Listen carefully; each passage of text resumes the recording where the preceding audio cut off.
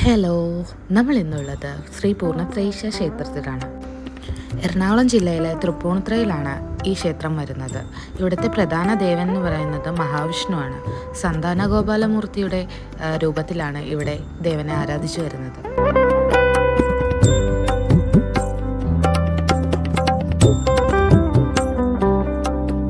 ഇവിടുത്തെ ഏറ്റവും വലിയ ഐതിഹ്യം എന്ന് പറയുന്നത് ഇവിടുത്തെ പ്രതിഷ്ഠ നടത്തിയത് ശ്രീകൃഷ്ണനും അർജുനനും കൂടിയാണെന്നാണ്.